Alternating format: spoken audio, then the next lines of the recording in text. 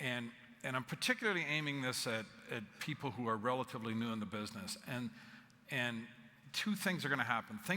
When things are great, you know they're great.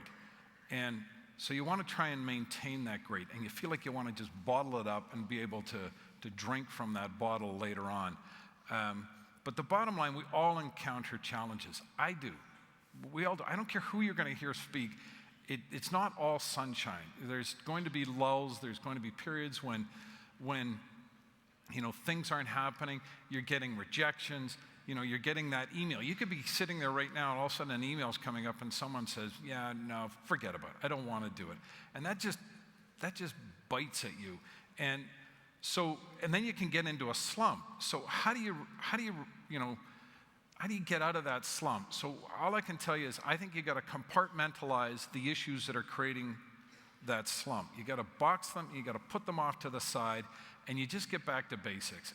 This is a business where you got to be prospecting, you got to be speaking to people. Like, go back out, speak to some existing clients, people that you've done some work for, and they're going to lift you up. So you got to just change the channel.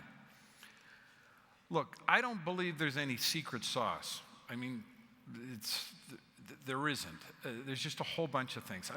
You've got to know, the products you're dealing with. You got to know your market, your unique skills. We've heard the terminology, unique ability.